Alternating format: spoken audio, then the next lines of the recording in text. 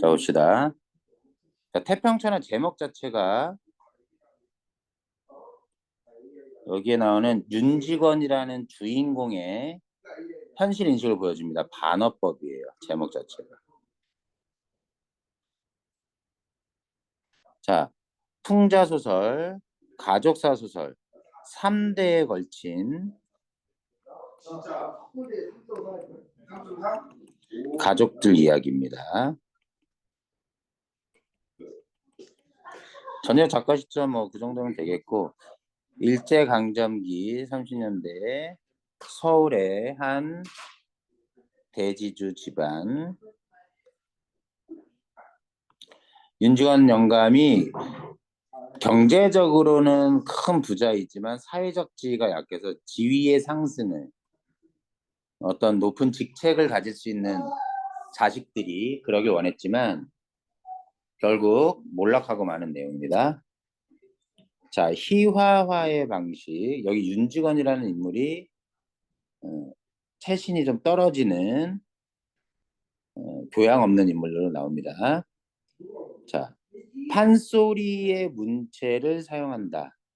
이걸 통해서 해학성을 부각하기도 해요. 높임말을 사용하는데요. 경어체. 높임말을 사용하는데 그게 오히려 대상을 조롱하는 강한 효과가 있습니다. 자, 아이고 참 잘나셨습니다요. 뭐 이렇게 하는 것처럼. 자, 비유와 가장 자기폭력 표현을 통해 대상을 격하, 대상의 권위를 추락시키고, 그래서 웃음을 유발하는 해학과 풍자를 드러냅니다.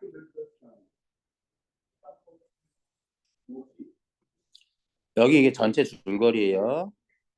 전체 줄거리. 인데 윤직원은 큰 부자이면서도 요금 내는 거 가지고 싸우는 구두쇠라는 거 우리가 알 수 있고요. 윤직원의 아버지가 조선 말에 도적들에게 죽임을 당하는 사건이 있었습니다. 그 개인적 경험 때문에 일본인들을 긍정적으로 생각해요.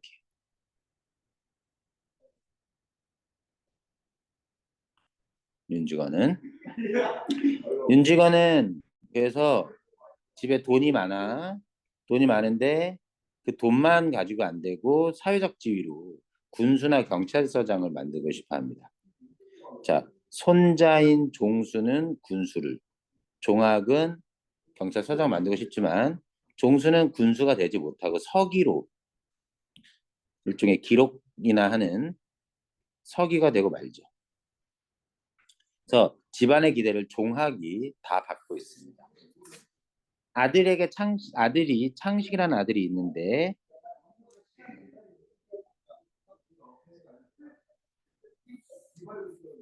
종수도 마찬가지입니다. 다 딴 여자 첩으로 들리고 뭐 저기 하고 노름과 이런 것들로 돈을 다 탕진하는. 자, 이게 되게 중요해요. 윤직원은 종학에게 기대를 겁니다. 가족들 앞에서 종수를 혼내고 종학을 칭찬해요. 종학은 어디가 있어요? 지금 이 소설에서 한 번도 실제로 등장하지 않지만 동경, 일본에 유학가 있습니다.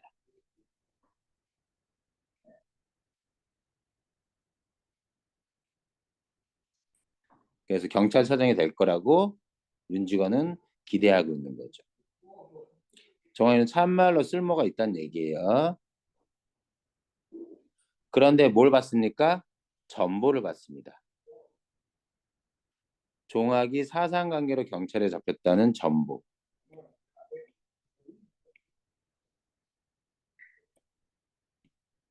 사상관계라는 건 사회주의 운동.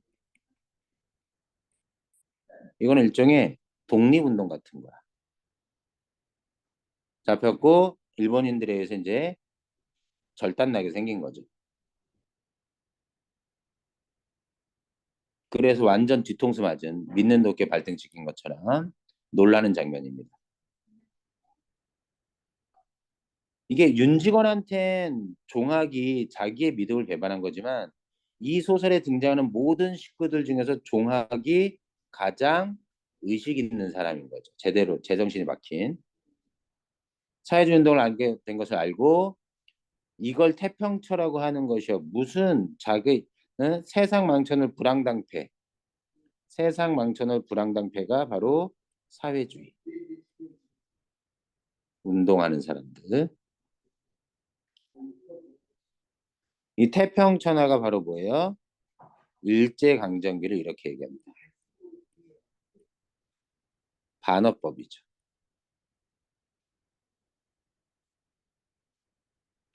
일제강점기를 태평천하로 인식하는 윤직원의 삐뚤어진 역사의식. 아주 개인주의적인 시각에서. 그렇게 분노하면서 소설은 끝납니다. 마치 장수의 죽음을 만난 군존들처럼 윤직원을 쳐다봐요. 이게 바로 몰락을 암시하는데요. 자, 다시 태평천이라는 제목은 반어적이고 풍자적인 의미를 갖습니다. 풍자적은 비판적이라는 뜻이에요. 여기 지금 윤직원, 윤창시, 윤종수는 다 풍자 대상이지만 윤종학만이 유일하게 긍정적인 사회주의 운동을 했던 이게 윤직원과 윤창식, 윤종수, 윤직원, 윤창식 그보다 그 밑에 종수와 종학 그 위에 또 누구도 있어? 윤직원의 아버지도 있었죠.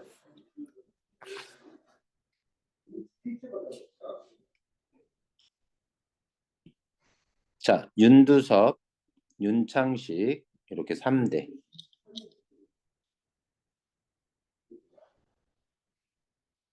자, 망진자는 회한이라 무슨 뜻이냐면 진나라를 망하게 한 것은 오랑캐니라라고 해석했지만 실제로는 자식인 아들이었다. 진시황의 아들.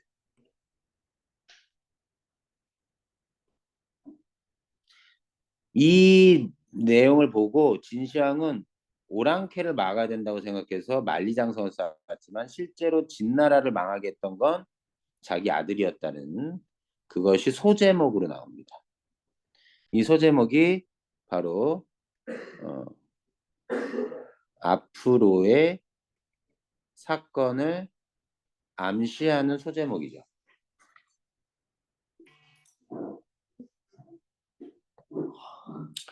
자, 서술자의 갭이 나타난다.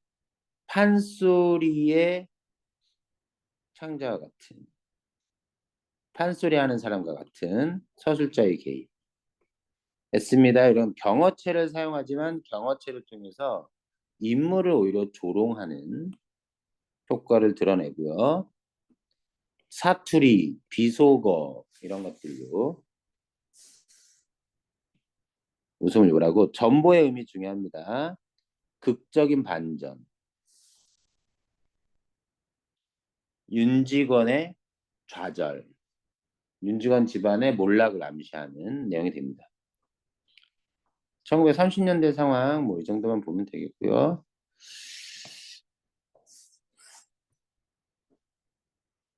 자, 앞부분의 줄거리를 잘 보면 윤직원 영감은 이런 것도 깎고 기생되면서 아무것도 주려하지 않는 구두쇠. 자, 구두쇠라고 아주 직접 설명해 두고 있습니다. 줄거리에서. 그리고 자기 아버지가 있었던 시절. 자, 윤용규, 말대가리가 별명. 윤두껍 이것도 별명. 일때 도적에 의해서 아버지가 죽었을 때 이렇게 외친 적이 있었다는 얘기입니다. 우리만 빼고 망하라고. 아주 비윤리적이고 이기적인 가치관을 가졌던 사람이고요. 아, 동생 놈은 버젓한 경찰서장인데 아직은 되지 않았대. 얘는 종학 얘기하는 거고. 형 놈은 겨우 군석이 얘 누구냐면 종수. 그래서 인정을 제대로 받지 못합니다.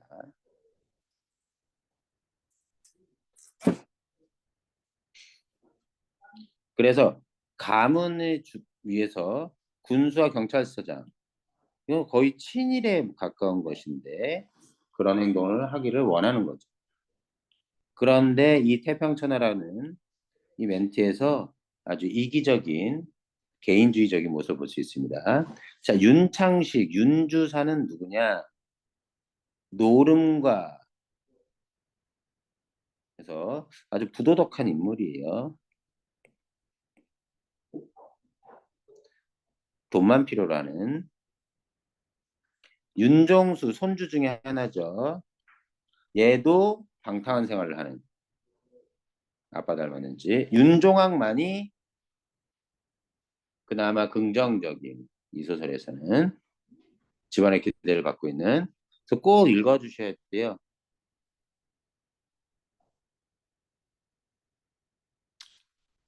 자, 윤주현이 전보를 봤습니다. 이 전보 너무나 중요한 전보고.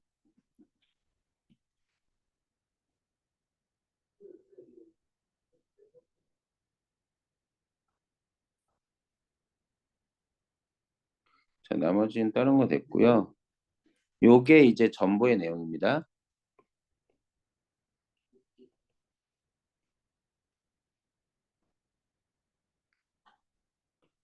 윤주관의 화요. 쳐 죽일 놈 깎아 죽어도 아깝지 않은 놈 누구냐면 종학을, 사유준당에다 잡힌 종학을 욕하는 거예요. 그래서 종학에 대한 분노를 하고 아무도 소리내지 못합니다. 무서워서. 오죽이나 좋은 세상이요. 태평천하 이런 것들.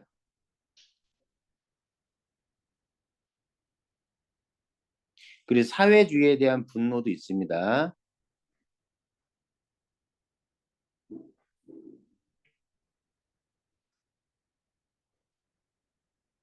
다른 거는 됐고요. 시간적 뭐 공간적 배경 나오는 얘기. 태평천 아까 얘기했던 거. 전보의 역할. 자, 전보가 사건의 반전을 일으킵니다.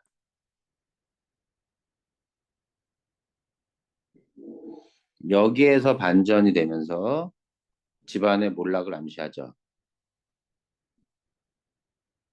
자, 이런 것들 묘사, 행동 묘사, 표정 묘사 이런 걸 간접 제시라고 얘기합니다. 전지적 작가 시점이에요.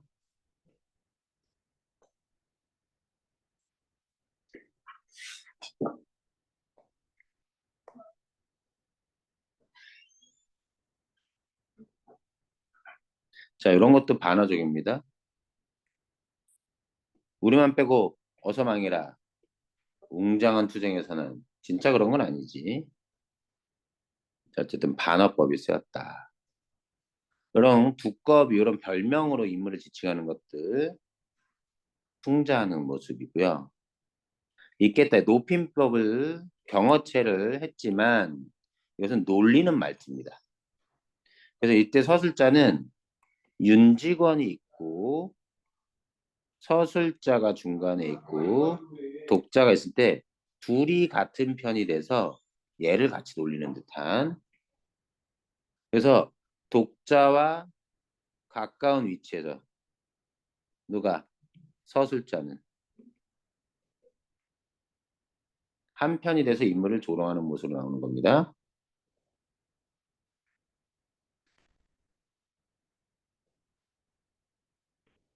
자, 편집자적 논평, 직접적 개입이요.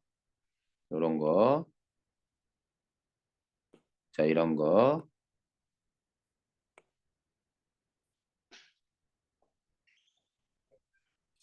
비속어 깎아주기는 오사육시라는 뭐 이런 것들죠. 나머지는 뭐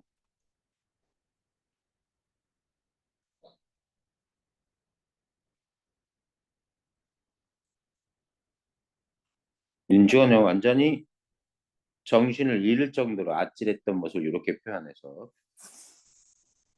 보는 거고, 인용이라는 거 소제목으로 고사를 인용해서 소제목으로 삼았습니다.